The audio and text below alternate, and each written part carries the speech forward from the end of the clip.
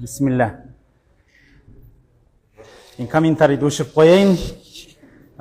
Семей жеріне келіп қалдық енді. Ассалаумағалейкум, құрметті жамағат. Жалпы енді бір маңызды тақырып қозғап кетем. Шамам жеткенше енді маңызды деп ойлап жатырмын. Енді ел аралап, жер аралап жүргеннен кейін сіздерге осы мәселені қозғағым келіп тұр. Біріншіден, екіншіден, сосын сұрақ жауапқа орын қалса, иншалла. Құрметті бауырлар,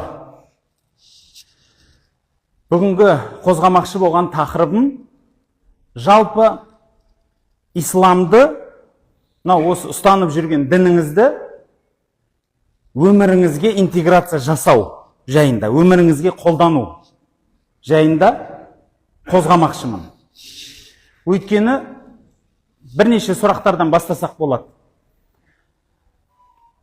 Мысалы, сіздің көзіңіздің алдында бір екі адам тұр. Біреу намаз оқиды, біреу намаз оқымайды. Оны қалай ажыратасыз? Мысалы айтқанда да. Немесе біреу Құдайға сенеді, біреу Құдайға сенбейді. Бұл енді жауап талап етіп атқан сұрақ емес. Жалпы сөзімді бастағым келген сұрақ. Енді мынандай бір мәселені қозғайыншы тағы да. Қазіргі кезде заман бір болып бара жатқан сияқты.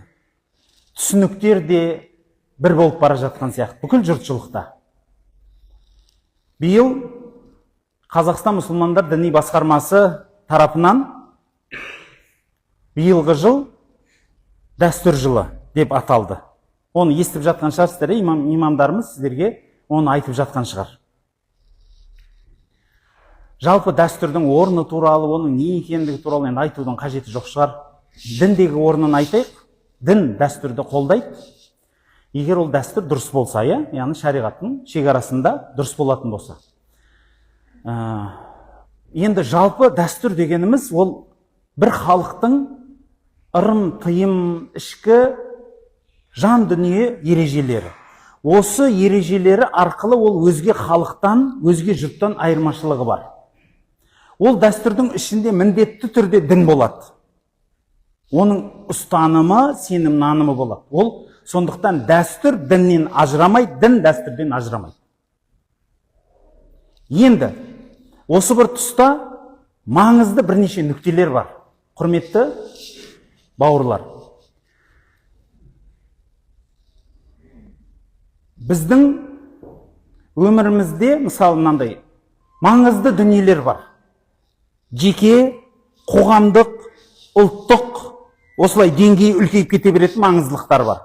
Солардың біреуі мысалы кеше Алаш ұлдары өтіп кеткен дәуірде, мысалы Ақбал төкпелі заман, ол кісілердің де заманы ше.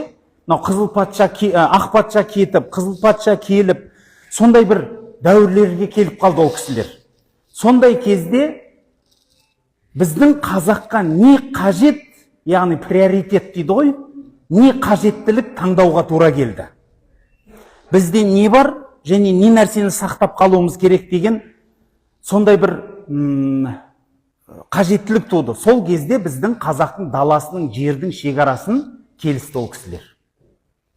Сол Ленинге бірнеше рет барып жүріп, тарихта белгілі ғой, осылай біздің жеріміздің шекарасын алып қалғандай болды. Дәл осындай уақыттар уақыт-уақытымен бізге келіп тұрады.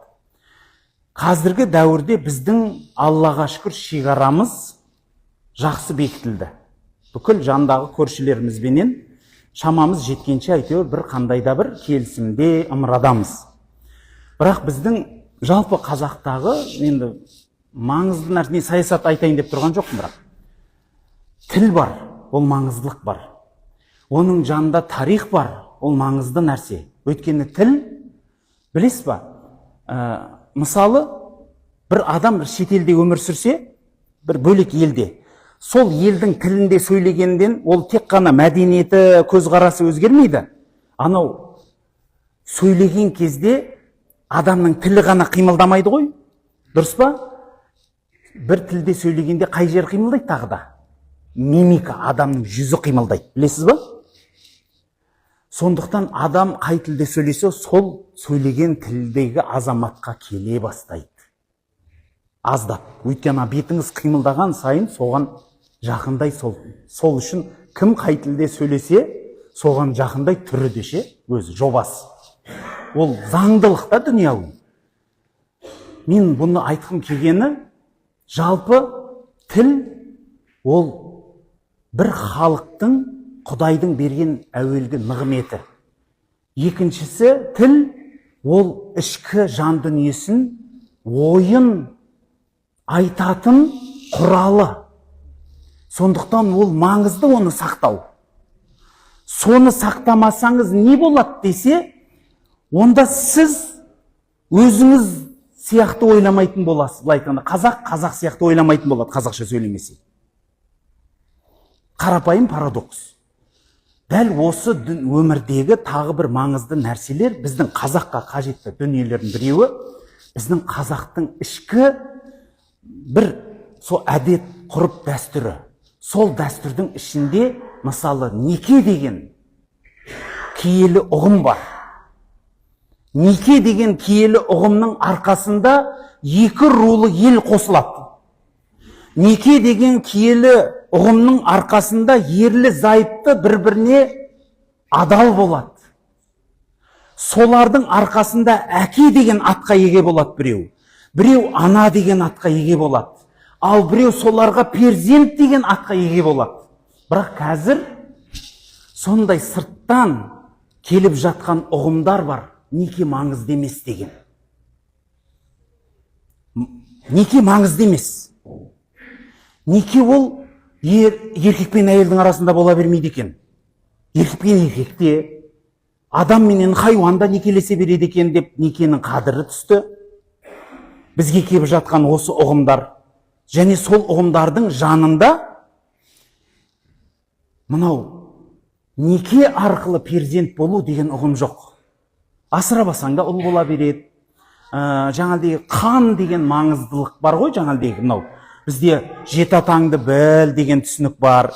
Қан маңыздылығы соншалықты біз мысалы жақын адамнан алмауымыз, осы түсініктер сырттан соққан желменен ұшып жатқандай.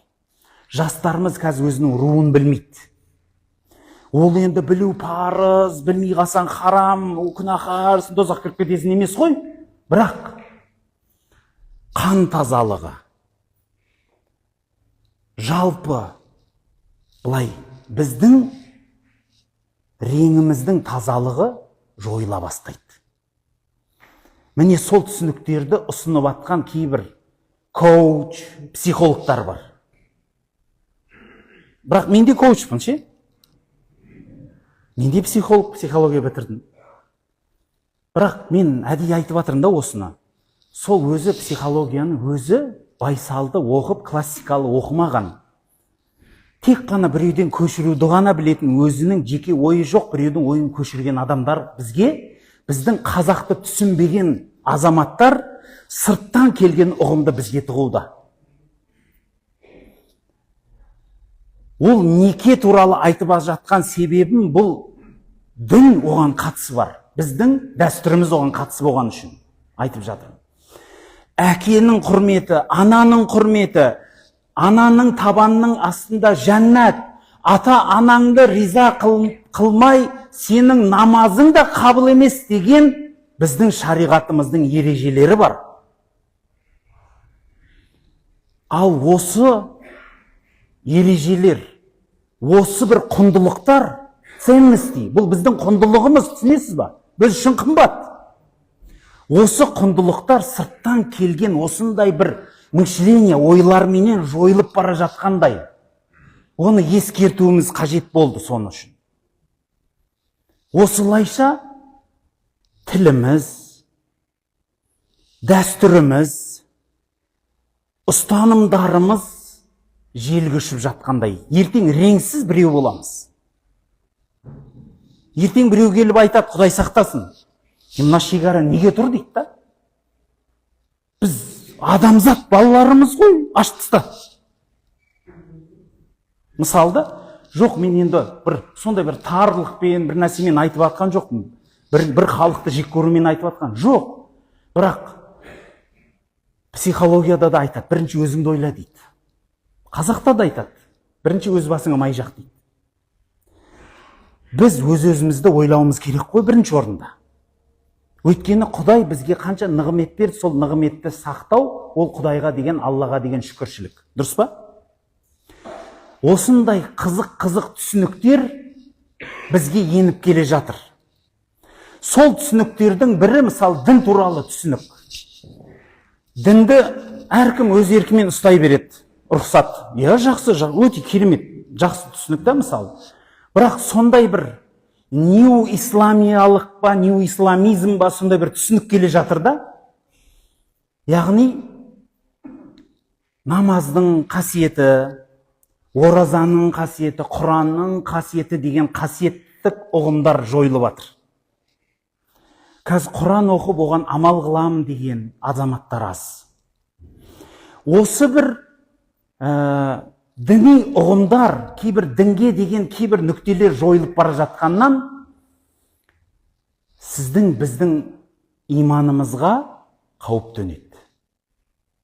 Неге екенін мен қазіргі тақырыпты ашсам түсінетінсіздер деп ойлаймын.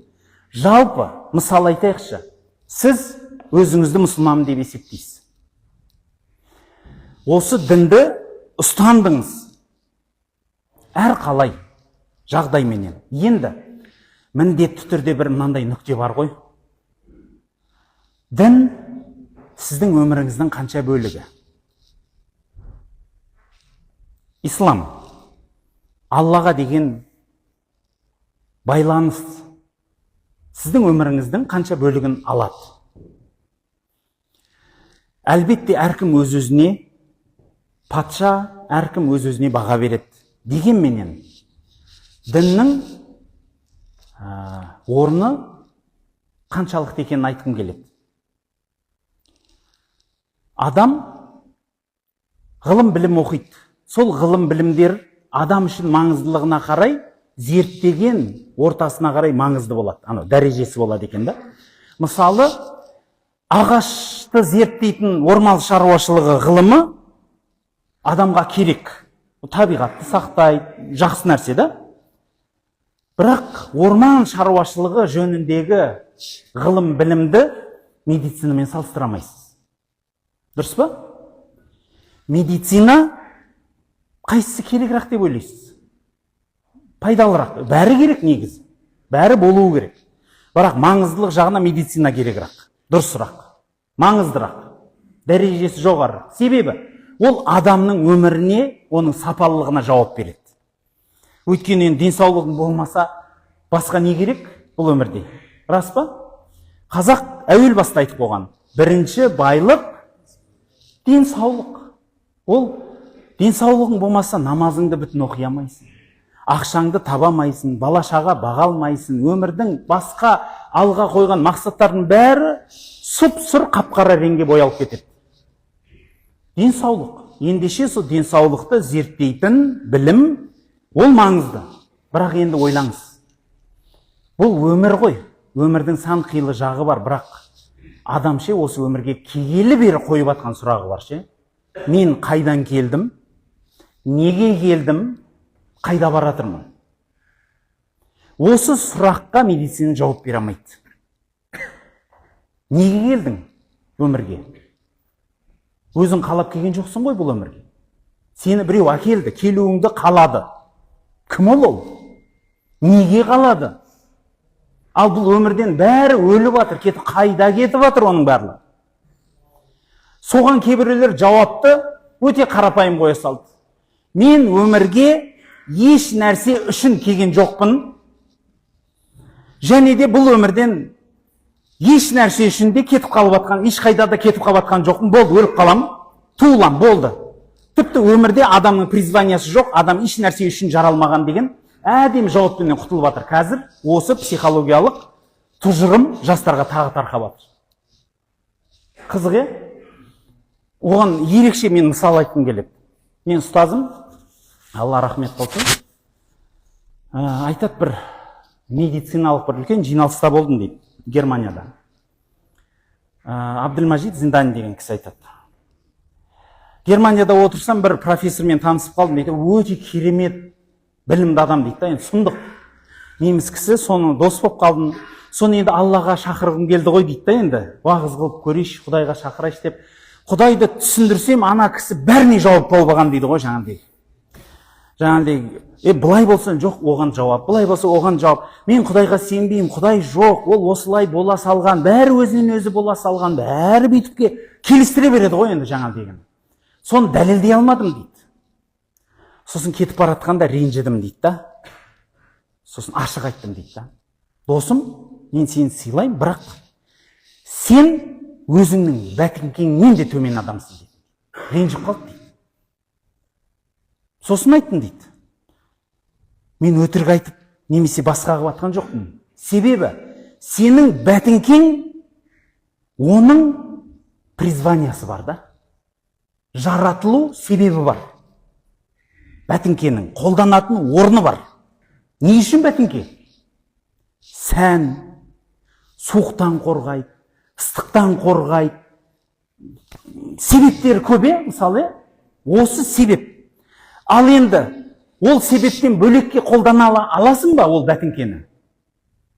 Мысалы, бәтіңкемен тамақ ішіп, енді мұқтаж болсаң ішесің ғой, амал жоқ. Мысалда, су ішіп, енді қатты шөлдесең, басқа құятын ыдысың болмаса мақұл ғой. Бірақ шын өзінің қолданатын орны бар да, оның. Соған айттым дейді да, сол. Ал сенше бұл өмірге не үшін келгеніңді, қалай жүргеніңді білмейсің деп айттым. Сен бәтіңкеден де төменсің деп айттым. Сонда бар көзін ашты дейді да. Жалпы айтпағым, құрметті жақсылар, дін түрлі себептермен қабылдап жатыр халық. Бірақ қабылдаған адамдарда мен сондайларды да жолықтырып жатырмын. Кейбіреулер діннен де солай кетіп жатыр. Мысалы, бір әнші, мен намаз оқып жүрдім, мен сондай неғып жүрдім, бірақ мен бір адамдардан көңілім қалғандықтан, мен енді исламға деген құрметім бар, бірақ мен енді ұстанбаймын деп отырмын деді. Ой салды бұл нәрсе. Біреу енді ол жерде ашуланатын шығар, басқа қылатын шығар, бірақ негіз ол ойланатын нәрсе. Себебі, білесіз ба, діннің насихатында, дінді түсіндіргенде кейбір адамдар қателік қылады. Мынандай қателіктер бар. Дінді ол қалай солай қылып ашық түсіндіріледі. Анық айтылады. Оны жасырып, жаңа естуші адамға әдемілеп, жаңадегі бір бейтіп жатыстырмай, түсінесіз ба? Яғни дінді адамға натягивать етпейсіз. Адамды дінге жақындатасыз да сіз негізі. Мақсат сондай да. Кейбір дін уағыздап жүрген азаматтарымыз, мысалы, осы уағызда осындай қателігі бар. Уағыз насихатта. Ол ақталу сияқты түсіндіреді. Мысалы айтады, исламда жаңағыдегі әйелдің құқығы тапталып жатыр екен ғой, айтады, жоқ, ислам деген әйелді құрметтеді, ол ондай қылды, ол мұндай қылды. Иә, ол бар нәрсе, бірақ дегенменен ислам ол жағынан келмейді ғой. Ислам әйелді құрметтеген үшін ислам ұстанбайсыз ғой. Ол жағынан емес қой. Ол бар нәрсе, иә, ана деп қадірлейміз, жан жарың деп қадірлейміз, қызың деп қадірлейміз, бауырың деп қадірлейміз, оның орны бар. Бірақ дінді кейбіреулерге мысалы айтсаңыз, мына нәрсе жаңағыдай батыстың бір үлгісіндегі бір сұрақ қойса, соған ана діннен бір нәрсе ойлап тауып, ол да бар бізде деп ойлап тауып бастайды да ананы ше. Қажеті жоқ қой негізі оны ақтаудың. Мысалы жақсы нәрсені реклама қылған кезде қандай реклама қылынады, е? Мынандай нәрсе, Rolls-Royce деген машина бар, е? Оның рекламасы өте аз болады, білесіз ба? Өйткені оны қадірін білген адам ғана алады да. Оған ақшасы бар адам ғана мінеді. Оны мінген адам, бірден сіз сұрамайсыз да, оны сол Роллс-Ройстың мінетін адамы ол өзі да. Мысалы, біреу мінсе, бірден түсінесіз да, ол жағдай бар адам да, бірден. Ол реклама қылмайды, барып, жаңағыдегі арбаменен кетіп баратқан адамға мен Роллс-Ройстың мінсей, доңғалағын қараған жерде сүртетіні бар, кондиционер айтпайды оны. Ол осылай жасалынған дейді, болды. Дәл сол сияқты кейбір жақсы нәрселер рекламаға бір белгілі бір дәрежеде ғана мұқтаж. Айтпағым, мысалы біреулерді осындай түсінік бар, неоисламизмде. Сен дейді, жұрттың алдында намаз оқып көрсетпей дейді. Намаз оқып көрсетсең, ол намаздан қорқып қалады дейді. Сол үшін оның алдында оқымай, тығылып барып оқып кел дейді. Ал егер ол енді арақ шарабы бар жерде отырса дейді, соның жанында үндемей отыра бер дейді. Өйткені сен қазір оның арағын харам деп қойсаң, ол дінге кірмей қашып кетіп қалады дейді. Тағы көзің бақырая береді. Мысалы, әйелдер қалай уағыз жасайды десе, әйелдер, мысалы дейді, сен хижаптағы келіншек болсаң, енді бір хижаптағы емес адамға сен дін туралы айтқан кезде хижабын шешіп, ананың жанында отырып, насихат қылып, сөйтіп көрсет дейді. Сен қазір хижаппен барып қалсаң, сен оны қабылдамай қояды дейді. Былай қарағанда андай бір керемет, сондай бір керемет подход сияқты ғой, енді андай дінді насихаттаудың тактика, стратегиясы да енді сұмдық. Суворов қой енді анау кісіше, енді сұмдық, білмеймін енді. Бірақ нәтиже қалай болып жатқанын айтайын ба? Нәтиже. Пайғамбарымыз саллаллаху алейхи вассалам қайтыс болған кезде, дүниеден өткен кезінде, Әбу Бәкірдің айтқан атақты сөзін кім айтады? Омарға қарсы ма? Жоқ. Не деп айтады? Мұхаммедке жабылса ол өзі Аллах мәңгі дейді. Осы мағынада әдемі сөз айтады. Яғни, кім Мұхаммед үшін дінге кірсе, Мұхаммед өлді дейді. Біз бір адам үшін дінге кірмейміз. Түсінесіз ба? Ол дінді сіз шынайы жүрегіңіздің түбінен қабылдайсыз. Оған дейін сіз ойланам, жүре тұрам десеңіз болады, түсінесіз ба? Бірақ енді анандай қылып, былай қабылдата берсең, кейін үйренісіп кетеді ғой деген түсінік бар шығар. Мүмкін ол бар шығар. Дегенменен өмірдің практикасы көрсетіп жатыр. Біреу ақшаға қызығып кіреді дінге. Біреулер намаз оқысаң, бай болып кетесің дейді. Біреулер намаз оқысаң, ауруың жазылып кетеді деп намаз оқып бастайды да, ауру жазылмай қойса намазын тастап кетеді. Біреу бай болмай қалады. Мысалы, или ана бизнесі жақсы жүріп атады, сол кезде анау айтады, сен одан сайын бай боласың, бизнесің артып кетеді, намаз оқиды, бизнес жүрмей қалады. Магазиндер жабылып қалады, базары жабылып қалады, жұмыссыз қалып кетеді. Намаз тастап кетеді. Қызық. Сен сонда намазыңды ақшаға оқыдың ба? Жоқ, дүкенге арнап оқыдың ба? Сен Құдайға сенің намазың менен тауып атқан малың, жолыңның жүріп кетуіше намазға бір қандай да бір қатысы болғанменен шынайы қатысы жоқ. Өйткені ол өмір болғасын, сенде бір күні болады, сенде бір күні болмайды. Ол нормальный нәрсе. Түсінесіз ба? Ол өмірдің заңдылығы. Бір күні сен ауырасың, бір күні сен сау боласың, бір күні бай боласың, бір күні кедей боласың. Ол қарапайым дүние, ол нормальный нәрсе. Бірақ оның дінде бір нәрсе жоқ та, сен жолың болмай қалса, сенен Құдай теріс қарады деген сөз жоқ. Керісінше Құранда анық аят бар. Біз егер адамға дейді, жақсылық жасап қойсақ дейді, Алла мені құрметтеді деп айтады дейді. Ал егер біз оны басына бір сынақ түсіріп қойсақ, Алла мені бейшара қылып өзінен итеріп тастады деп айтады дейді. Яғни бұл түсінігің қате деген сөз. Сенің кедей болып қалғаның сенен Құдай теріс қарады дегенді білдірмейді. Сенің бай болып кеткенің саған Құдай тағала жақ болып оң көзімен қарап қойды дегені емес. Пайғамбарымыз анық айтқан, мал дүниенің қадірі, қасиеті, дәрежесі Алланың құзырында шыбынның қанатындай болғанда кәпірге бір құлтым су ішкізбейтін еді Алла тағала дейді. Шыбынның қанатының құны қанша деп ойлайсыз? мысалы сізге біреу келіп айтса, мына шыбынның қанатын қарсай десе да, мысалы берейін ба саған десе, не дейсіз? Ойбай, қымбат зат дейсіз ба? Мысалы сіз үшін қанша ол, шыбынның қанаты ғой ол. Мал дүние Алланың құзырында ондай да қадірге еге емес. Түсінесіз ба? Сіз мүмкін миллиардер шығарсыз, мүмкін енді білмеймен сұмдық біреу шығарсыз да, сіздің бірақ мал дүниеңізге қарамайды Алла тағала. Мүмкін сіз андай білмеймен спортсмен, качок, тау шығарсыз сіз денеңізге қарамайды. Денсаулығыңыз темір шайнайтын бар шығар денсаулығыңызда кәдімгі трубаны алып жұта салатын шығарсыз. Ол да маңызды емес. Түсінесіз ба? Сіз еркексіз ба, әйелсіз ба, құлсыз ба, жоқ азатсыз ба, байсыз ба, кедейсіз ба, денсаулығыңыз мықты ма, денсаулығыңыз жоқ па, ол өмірдің қарапайым толқындары, соғып тұратын толқындар.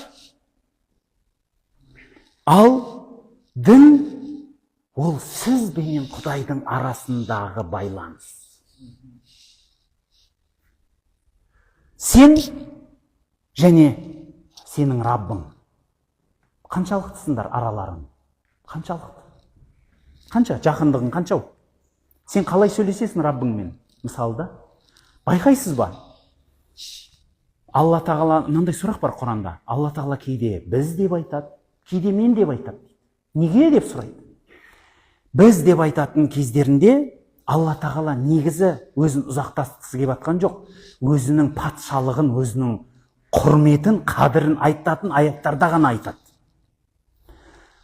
Яғни құдіретін көрсеткісі келген кезде ғана айтады. Ал жалпы жағдайда Алла мен деп айтады. Жеке халде айтады. Біз Алла тағалаға сен деп сөйлейтініміз содан. Ең жақынымыз болғаннан кейін. Енді осы бір нүктеде дінді өмірге қолдану тұр. Өйткені сенің менен Раббыңның арасындағы байланысың қанша, өмірде сонша білінеді ол. Түсінесіз ба? Яғни сіз Құдайға қанша жақынсыз, сіздің өміріңізде соның ізі сонша болады. Енді, құрметті бауырлар, осы тақырыпты ашпай тұрып, әмма баъд деп айтады ғой, енді осы жерден бар бе енді. Бірақ жалпы кіріспені аяқтамай тұрып, мен бір нүктені тағы да айтып кетейінші, құрметті бауырлар. Енді жалпы қазір сондай мышление туралы тренд болып кетті айтушы. Өйткені жұрттың бәрі дүние іздегісі келіп жүргесін айтты. Богатое мышление, бедное мышление деп айту міндетті болды да жаңағыдай. Ол бар нәрсе да, енді кішкентай сондай нүкте бар да. Оны бірақ біздің дініміз әуел баста айтып қойған. Мысалы, оның бір ақиқаты, мысалы нүкте қояйыншы, осы бір жерде бір айтып кетейінші, ол біздің дінімізде де ол нүкте бар да. Бедное мышление, богатое мышление деген бар нәрсе. Мысалы, бүкіл рызық несібе кімнен? Алладан, дұрыс па? Енді Алланың рызқы таусылып қалады деген түсінік бар ма? Мүлкі азайып қалады деген. Сіз мысалы дем алып атқан кезде, қарапайым дем алып, дем шығарып жүрсіз. Сізде бір сондай сезімдер бола ма? Көп кислород тартып алайыншы, азайып қалып жатыр деп. Мүмкін суға сондай болатын шығар, кранды шырылдап бастаған кезде, мыналар жолды жауып, ремонттап жатыр ма, су алып қалайыншы шелекке дейсіз. Ол түсінік келеді. Анау жаңағыдай свет өшіріп, сондай бір не болып атқан кезде, базарға барып 1-2 ұн алып қалайыншы, нан таусылып қалар дейсіз. Болады ондай түсінік. Ауаға деген түсінігіңіз бар ма сондай? Ауа азайып қалатын болды ау деймін, көп демалып алайын, анау үйге барып балайын, целлофан мешок алып келші, көбірек кислород тартып алып қалайық. Түсінік болады ма сондай? Болмайды. Білесіз ба? Мал туралы түсінікте де Алла рызықы, Алланың беретін рызқы ғой ол, түсінесіз ба? Ол сізге беретін рызқы ешқашан азаймайды. Сол үшін ақша таусылып қалады деген түсінік ол кедейдің түсінігі. Түсінесіз ба? Сізге егер сіздің көзқарасыңызда ақша таусылады деген түсінік болса, сіз кедейсіз. Сіздің Аллаға деген иманыңыз төмен. Өйткені Алланың беретінін сіз білесіз ба? Ғайыпты білесің ба? Сен қаяқтан ғайып айтасың? Алла тағала маған бермей қояды демекшісің ба сонда? Құдай сақтасын, мынандай сөз бар, ауыр сөз. Бір екі адамнан сұрады дейді. Мынау күнәһар адам жәннатқа кіре ме жоқ па дегенде, бір кісі данышпансыз айтты дейді. Жоқ, бұл күнәһар, Құдайдан ұзақ адам, бұл жәннатқа кірмейді деп айтты дейді. Екінші адам айтты дейді. Алла тағала қаласа мейірбан ғой, кіргізеді деп айтты. Пайғамбарымыз хадисінде келеді. Алла тағала, Алла мейірімді ғой деген адамды өзінің жәннатына кіргізді дейді. Мен мейірімді болсам, мені мейірімім қандай екенін көр деп. Ал Алла тағала бұны кешірмейді деген адамға дозақты сыйлады дейді. Мені орныма үкім шығарғыш болсаң, мынаны көр деп. Біз Алланың алдына үкім шығармаймыз. Алланың мейірімі шексіз. Дәл сол сияқты рызық несібесі де шексіз. Осындай мышлениялардың ішінде, құрметті жақсылар, біздің дініміздің де мышлениясы бар екен ғой. Бірақ ешкім сұрамайды қызық жері. Бір адам келіп, молдеке, мысалы айтады психологтардан, богатый мышление, бедный мышление туралы айтып беріңізші, мен миллионер болғым келеді дейді, сұрайды. Жаңағыдегі біреу ондай сұрайды, мұндай сұрайды. Бірақ бір адам келіп, мен сондай бір керемет мұсылман болғым келеді, маған мұсылманский мышление туралы айтып беріңізші. Мұсылманға қарсы мышленияны алып тастап, мұсылманский, яғни иманды болатын, Құдайға жақындататын мышление туралы айтып беріңізші деп ешкім келмейді, байқайсыз ба? Өйткені біз дінімізге көңіл бөлмейміз. Өйткені біз кейде, Құдай сақтасын, сонда өзіміздің иманымыз өзімізге құнды болмай қалады. Оны өйткені өмірде қолдана алмаймыз. Интеграция өмірге жасау деген бүгінгі тақырыптың мәні де сол еді. Сенің жүрегіңдегі иманды сен өмірге қалай қолданасың? Қалай қолданып жүрсің? Сенің сол Аллаға деген иманың бар. Сенің қай жеріңде қап кетіп жатыр? Тек намазда, жаңағыдегі бір кейбір кітаптар оқығанда, екі мұсылман бір-бірімен таласып қалғанда бір-біріңді кәпірге шығару үшін қолданасың ба? Сөйтіп қолданатындар бар да жаңағыдегі. Ал бірақ ақша тауып атқанда, Аллаға деген иманды, бала шағасының жанында, жұмыс жасап атқанда, жалпы тіршілік, киім кигенде, тамақ жегенде, ұйықтағанда, ұйқыдан тұрғанда, сен соны қолданасың ба? Аллаға деген иманыңды, пайғамбарға деген иманыңды қалай қолданасың? Ол бір сұрақ болсын сіздерге, әдемі. Бірақ бірнеше нүктелер айтқым келеді. Жалпы мұсылман адамда бірақ иманды қалай күшейтеміз деген сұрақтар көп қояды. Ұстаз, молдеке, имеке, иманды қалай күшейтсем екен деген сұрақ қояды. Алла разы болсын. Ол өзінің иманының әлсіреп жүргенін, сол бір кейбір бағыттарда иманы оған қолдау бере алмай қалып жатқанын сезінетін бауырлар бар. Ендеше қарапайым айтқанда иманыңды күшейткің келсе, немесе заманауи тілде айтсақ, өзіңнің жүрегіңдегі сенімді, имани сенімді өміріңе интеграция жасағың келсе, онда мынандай бірнеше нүктелер бар. Біріншіден, сен иманыңды өміріңе қолдану үшін ең бірінші саған личный опыт керек. Яғни жеке тәжірибе керек саған. Ал тәжірибені қайдан аламыз? Амалдан аламыз. Сондықтан иман деген ол тек қана кітапта, сіздің ішіңізде тұрмайды. Сіз оны жасап үйренуіңіз керек, сыртқа шығаруыңыз керек. Айтатын сөзіңді айт, киіміңді ки, жүрісіңді жүрі, мінезіңнен көрінсін, жүрісіңнен көр. Яғни личный опыт дейді. Яғни сен өмірлік тәжірибеңе қолдануың керексің ішіңдегі. Екіншіден, коммуникация деген нүкте бар. Сен жүрегіңдегі иманыңды, жүрегіндегі басқа иманды бар адамдармен имандасу арқылы реттейсің. Өйткені мұсылманның айнасы дейді. Сен анадағы қателікті көріп, мен осыны түзетуім керек екен ғой дейсіз. Имам Абу Ханифадан сұраған ғой, осындай әдемі көркем мінезді қайдан алдыңыз десе, не деп айтады? Мен жаман адамнан үйрендім дейді. Қарсаңызшы, әдемі көркем мінезді мен жаман адамнан үйрендім дейді. Неге? Ана бір адам бір көркемсіз бір нәрсе жасайды ғой, өтірік айтады. Біреудің өтірік айтқаны ұнады ма? Саған ұнай ма? Ұнамайды. Ал саған сенің өзің біреуге өтірік айтқаның қалай ұнау керек? Біреудің уәдесінде тұрғаны ұнай ма? Ұнайды. Тұрмағаны ше? Ұнамайды. Онда сенен де ол табылмасын. Яғни осындай қылып жаманды көрсең жеріп, жақсыны көрсең еріп үйренесің. Оған коммуникация керек, араласу керек. Бірақ кіммен? Жақсымен де, жаманмен де, бірақ әсіресе иманы бар адаммен араласасың. Сондықтан мынандай нәрсе бар. Ол бизнесте айтады. Сен егер 3 миллионердің жанында отырсаң, сен кімсің? Сен 4-шісің соның дейді. Бар ма? Бар. Дәл сол сияқты, яғни сен иманыңды күшейтесің ба? Күшейткің келе ма? Иманы күшті болған адамдардың жанына өзіңді отырғыз. Басында қиналасың, отырғың келмейді, олардың сөзін естігің келмейді, ішің пысып кетеді. Аналар зікір айта береді, намаз оқи береді, Құран оқи береді.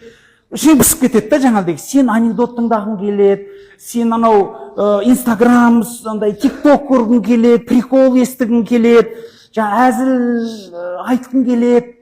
Анау айтпайды. Мысалы ше, сен қысыласың. Бірақ сен өміріңде анадан имандылықты үйренесің. Егер саған шынымен сол қымбат болса, солардың жанында өзіңді отыруға сабыр еткіздіресің. Ол коммуникация, осылай араласасың. Іздейсің, қандай жақсы адам бар екен. Мынау адам жақсы. Жанына барып, мен сіздің досыңыз болайыншы. Досыңыз болмасам да танысыңыз болайыншы. Араласып тұрайықшы. Ассаламу алейкум деп жағдайыңызды сұрап тұрайыншы. Телефоныңызды беріңізші деп, мысалы, WhatsApp-та жазып тұрайыншы. Пәленше, қалайсыз, жағдайыңыз жақсы ма? Жақындасаңызшы оған. Жақындасаң, бір нәрсе тамады ғой, өйткені пайғамбарымыз саллаллаху алейхи ва саллям айтады да, достың екі түрін айтады. Жақсы дос қандай дейді? Әтір сатушыға ұқсайды дейді. Барсаң дейді, саған әтірін жағып береді, әтірін жағып бермесе де, сол жердегі әдемі әтірдің иісіне рахаттанасың дейді. Жаман дос қандай? Темірдің ұстасына ұқсайды дейді. Жанына барсаң, соның ұшқыны келіп киіміңді жыртады дейді, күйдіріп. Немесе дейді, соны көмір жағып тұрғаннан кейін темір не қылады, көрікпен басады ғой. Ананың ысы үстіңе отырып, көмірге уланып, құсып шығасың дейді. Дәл сол сияқты ендеше сіздің қоршаған, араласқан ортаңыз сіздің дініңізге әсері болады. Сол үшін иманыңды күшейткің келсе, өмірдегі Аллаға деген сеніміңді нығайтқың келсе, соны өмірге қолданғың келсе, соны қолданып жүрген адамдардың жанына бар. Солармен аралас, олар сені арырақ итерсе де, сен оларға керек емессің. Бірақ саған керек қой олар, түсінесіз ба? Сондықтан сіз барасыз оған. Сіз барасыз. Оның жанында тағы бір үлкен нүкте бар. Ол білім. Білімсіз жоқ күнің дейді қазақ. Білімсіз жоқ күнің дейді. Кім болам десең де білім керек екен ғой. Кім болам десең де білім керек. Түсінесіз ба? Мысалы, ең қарапайым ағаш ұстасы. Немесе, енді еркекпіз ғой, бәріміз үйге барып лампочка ауыстыра аламыз. Проблема жоқ, ауыстыра бересің. Қолыңа ключ ұстайсың, отвертка ұстайсың, проблема жоқ сияқты. Бірақ сонысы электрик сияқты ұстай аласыз ба? Жоқ. Электрикті былай қарасаң, менсінбейсің ғой, бишара шарагада оқыған, 3 ай 4 айда электрик болып шыға келді дейсіз, сөйтіп менсінбейсің. Бірақ сен оның жасаған жасай аласың ба? 3 ай коридорда тұрса да, басқа қылса да, сенен артық біледі ол.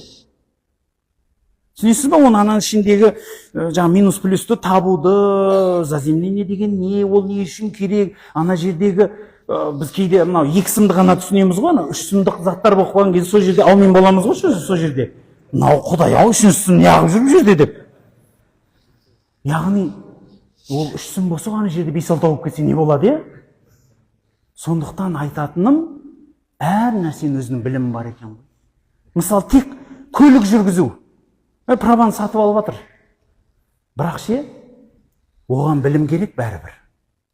Ана жердегі тұрған сызып қойған 3 бұрыш, 4 бұрыш дегенді көп адам ана баланың шимағы деп ойлайтын шығар. Ол сіздің өміріңіз ғой, негіз. Біреудің өмірі, яғни сен біреудің өміріне қиянат жасауың мүмкін да, сен оны түсінбесең. Білімсіз адам өмірдің жауы ғой негіз. Қас жауы ғой. Бүкіл тіршіліктің бәрін қирататын надан ғой негіз. Сондықтан надандық сіздің иманыңызға да әсер етеді. Өзіңіздің дініңізді үйреніңіз. Үйрену керек, оны тәлім алу керек. Кәдімгі кітап оқы, откорки, докорки дейді ғой. Мына бетінен, мына бетіне шейін ұстаздың етегінен ұстап үйренуіңіз қажет ол. Намазда тұрады көп адамның бір шаруасы жоқ. Мен намазда Фатиха сүремді дұрыс оқып жатырмын ба деген уайымы аз көп адамның. Барып бір қарекеңнің қолына ұстап, қареке, өтініш, көп уақытыңды алмайым, мынау қолыңызға маған деген берген уақытыңыз ғой деп қолына бір 5000 теңгесін ұстатып, менің Фатиха сүремді тыңдап жіберіңізші. Мысалы, одан кейін мен бір құлқуаларын жаттап едім, соны сізге оқып бере қояйыншы деп оқып беріп қатеңізді түзетсеңіз, оған жаратқан ақшаңыз сіздің ақыретіңізге, намазыңызға, өміріңізге жаратылады ғой ол. Мен мысалы жалпы ақша бер деп жатқан, жалпы айтам да енді өмірдің бәрі сатылып кетті ғой енді. Бірақ берген ақшаның ең жақсысы өзіңді дамытуға берген ақша ғой. Өзіңді Құдаймен байланыстыруға берген ақша не деген қымбат ақша ол, не деген жақсы ақша. Егер біреу саған Алла тағалаға жақындататын жолды үйретсе. Сол үшін шығар имам Ғаззали айтады да, ұстаздардың түрі көп дейді. Соның ішінде дейді, егер бір ұстаз саған намазыңның дәмін үйретсе дейді, соның етегінен соқыр адам сияқты жібермей ұстап ал. Түрлі ұстаздар бар да, соның ішінде ақыреттіңді саған жылытып беретін ұстаздар болады. Дәл сол сияқты сізге ақырет маңызды ма? Сізге дініңіз құнды ма? Сізге иманыңыз қымбат па? Онда оған білім керек. Артық Құранның сүресін жаттаңыз. 1-2 хадис жаттаңыз. 1-2 Құран аят жаттаңыз. Өйткені мысал айтылады. Сізге мысалда қаланың әкімі хат жазса. Мысалы, мешіттен шығып бара жатқанда бір кісі жаңағы көлікпен жаңағы галстук таққан бір кісіге саламатсыз пәленше түгенше, иә сізге мына әкім мырза хат беріп жіберді деп берсе. Болды оқимын ғой деп сап қойып жүресіз ба? Ойламаймын. Сол жерде ашасыз ғой. Облыс әкімінің хаты келсе ше. Егер президент хат берді, сізге мен президент аппаратынанмын, сіз пәленше түгеншесіз ба, мынау сізге елбасының сізге хаты еді десе, қалай оқисыз? Құда қаласа бір қазір қарным ашып тұр, бар тамақ ішіп, шай ішіп отырып бір көреміз ғой, мақұл жақсы дейсіз ба? Ойламаймын. Ана жерде тамағың да қалады, бәрі қалып, жұмысыңды да тастап қоясың да, әрібін жібермей оқисың ғой дағы. Бүкіл әлемнің патшасы. Бүкіл әлемнің патшасы. Қыбыр менен жыбырдың бәрін жаратқан. Жоқтан бар қылған. Құдіреті шексіз. Қаһары ауыр. Осындай патша сізбен бізге Құран кітабын жіберсе. Бірақ қызығып ашатын адамды аз көресің. Раббым маған не жазды екен? Деп оқымайсың. Неге? Өйткені Құдайдан соншалықты ұзақсың. Сол үшін ұстаздарымыз айтады, сен Құранға қанша жақынсың, Құдайға сонша жақынсың. Оның арабшасын оқу жақсы ғой, бірақ сол Құранда маған Алла тағала не дейді екен деп, соны түсінейінші деп оқудың өзі үлкен нәрсе емес па? Мысалы айтайық, сізді сағынған балаңыз, мысалы балаңызды армияға жібердіңіз, немесе ағаңыз бір шетелге кетіп қалды да сапарға. Сөйтті да сол ағаңыздан хат келді ғой. Ашып қалсаң, ағылшынша жазылған да. Сен ағылшыншаны коридорда оқасың. Мысалы да, анау хат тұр алдыңда. Енді не істейсің? Братан, сен де жазыпсың ғой деп жауып қоясыз ба? Жоқ. Мен мынау көкем осындай жақтан хат жөнеткен екен. Ағылшын тілін білетіндерің бар ма айналайын? Ақшаңды берейін, оқып берші осыны. Білгің келіп тұр ішінде, маған жазылған ғой деп іздейсіз, дұрыс па? Ол сіздің атыңыз тұр ғой жерде, пәленше, түгеншеге деп. Дәл сол сияқты мынау Құран сізбенен бізге жазылған. Оны түсінуге сонша махаббат қойып, не айтты екен? Не айтты екен? Мына нені білдіреді бұл сөз? Мына сөз нені білдіреді деп іздемейсіз бе? Мысалы, ғашығыңыздан, жастар отыр ғой, сен жақсы көретін бір реңді мисс Қазақстан болып жатқан бір қыз саған хат жазса. Мысалы. Бірақ ашып қалсаң, андай мақалдатып, сондай қылып жазғанда, ана кісі лирикалық адам. Сіз енді деп қоя салмайсыз, оны айтқысы келген не екен деп ана бүкіл намектарын шығарасыз ғой. Мына жерде қалай жағдайың деді, маған деген көңілі бар. Көрдіңіз, өзіңіз тәпсірлей бастайсыз ғой ана жерде. Дұрыс па? Жаңағыдегі өткенде бірге шай ішіп отқанда не қылды? Өткендегін ұмытпап. Көрдіңіз, өзіңіз тәпсірлеп жатсыз, ол жерде тәпсір шығып кетеді ғой ана жерде. Керемет тәпсірші боласыз ғой. Ол қысқа айтпайсыз ғой, жазып кеп бопты депті. Оқисың, оны іші ойланасың, жастың астына қойып, қайта оқып есіңе түсіп кеткенде. Құрметті жақсылар, мысал ғой бұл жай ғана, бірақ Құран осыншалықты қымбат кітап. Оның ішіндегі бүкіл хикметтер бар ғой, менің егер дәмін білмейміз ғой көпшілігіміз. Егер дәмін білсең бар ғой, Құранның ішінде содан шыққың келмейді ғой. Бір Құранның аятын ойласаң, соның ойының ішінде жүргеннің өзі қаншалықты ғибадат. Мысалы, имам Абу Ханифа бір күні намазда отырғанда, бір жігіт өзінің шәкіртінің біреу имамға шығады. Сол имамға шыққан кезінде Иза Зүлзилат сүресін оқиды. Сөйтіп, қылдай болса да жақсылығың болса соны көресің, қылдай болса да жамандығың болса соны көресің деген аят оқылады. Содан бәрі тарқап кетеді, имам отырып қалады намаздан кейін. Бір кісі ол кезде жаңағы сауап үшін адамдар қызмет қылады, мешітке жұрттың бәрінен ерте келіп, пешті шырақтарды жағып, суды ысытып, адамдар тезірек дәрет алсын, салқын суға дәрет алмасын деп су жылтып, сөйтіп жүріп қарап қалса, имам құптанда қай жерде қалдырып кеткен сол жерде отыр ғой. Абу Ханифа сол жерде отыр әлі. Жанына келіп сұрайды ғой, сіз менен бұрын келіп алғансыз ба, қашан келдіңіз дейді да. Сөйтсе ана селк ете қалады. Сөйтеді айтады ғой, менің мұнда отқанын айтпашы дейді. Сөйтсе ана пайдалану керек қой адам ғой. Жарайды, айтпаймын, бірақ сіз не үшін отқаныңызды айтсаңыз, мен айтпаймын дейді. Жаңағыдай. Иза Зүлзилат сүресі құптанда оқылып еді. Сол кездегі Құранның аятын ойланып отырып қаппын дейді. Адамдар Құранға қандай өмір сүрген? Абдулла ибн Масуд айтады, мен пайғамбарымыз саллаллаху алейхи вассаламнан 10 аят алатынмын дейді. Соны өмірде қолданатынмын дейді. Соны өмірде қолданғанға дейін екінші 10 аятты жаттамайтынмын дейді. Абдулла ибн Рауаха деген сахаба бар, ол айтатын, көрген сахабаны ұстап алады екенді айтады екен. Хайя ну'мину саа, келші бір сағат имандасайықшы дейді екен. Сөйтіп, сен қандай хадис естің, сен қандай Құрандағы аят естің, біліп тұрса, онда айтады, Құранда мынандай аят, мынандайды ойланып көрдің ба? Қараш мынандай, Алла тағала мынандай деді ғой, бұлай соны отырып, сағаттап отырып қалады дейді. Яғни Құранның ішіндегі байлықты, өмірдің мәнін, өмірдің дәмін ашып көрсеңіз не деген байлық жатыр. Құрметті бауырлар, қорытып айтатыным, дін бұл өміріңізде сіз ұстанған құндылық болса, онда сіз оны қымбат деп ойласаңыз, оны реттеңіз, тәртіптеңіз. Білім үйреніңіз. Араласыңыз жақсылармен.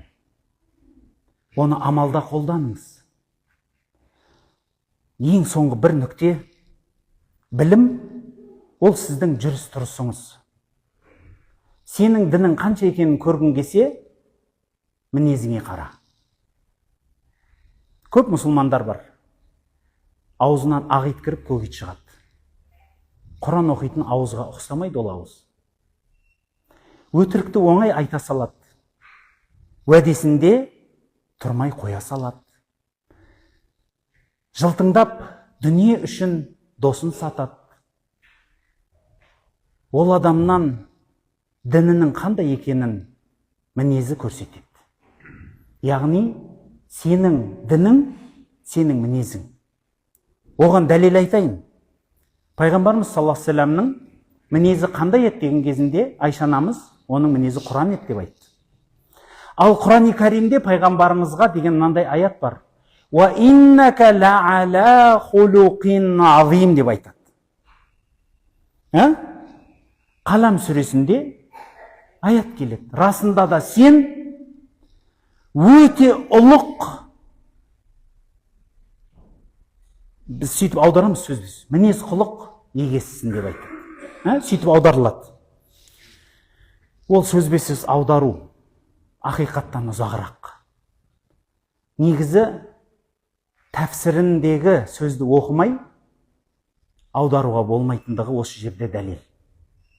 Анау біреулер бар ғой, мен араб тіл факультетін оқығам, арабша еркін сөйлеймін, Құранды аудара берем десе, ол топа сол. Өйткені Құран тек қана араб тілінің кітабы емес, ол теологиялық кітап. Оны аудару үшін сен теолог та болу керексің. Тек қана филолог емес, сен теолог та болу керексің. Дінді де түсіну керексің. Ендеше сол Құранның осы бір аятында хулуқун деген сөз мінез құлық деп аударылған менен, тәфсіршілер оны Абдулла ибн Аббас былай деп айтады. Ва иннака ла аля динин азим деп айтады. Расында да сен өте биік дін егесісің деп айтады. Яғни пайғамбарымыздың мінез құлқын дін деп айтты Алла Тағала. Дін. Сондықтан сіздің мінез құлқыңыз ол сіздің дініңіз. Мінез құлыққа не жатады? Осы сөзді бір қорытайық. Мінез құлыққа не жатады? Сіздің сөйлегеніңіз мінез құлық, дұрыс па? Мәміле, іс әрекеті, мәміле ғой, дұрыс па? Біреумен араласқаның, сөйлегенің, іс әрекетің, әдебің, тәртібің, өмірге қойған ұстаным, қағидаттарың, ережелерің, осының бәрі сіздің мінезіңіз. Сол үшін анау халықта айтылған сөз бар, сенің мінезің, сенің тағдырың дейді. Тағдырыңыз қайда барып тірелгенін жақсы көресіз. Әлбетте жайнаған жәннатқа. Ендеше сіздің аңсағаныңыз жәннат болса, онда дініңізге көңіл бөліңіз. Дініңіз деген сөз ол сіздің мінез құлқыңыз. Субханак Аллахумма ва бихамдик, ашхаду ан ла илаха илля анта астағфирук ва атубу илейк. Құрметті жақсылар, енді сұрақтарыңыз болса,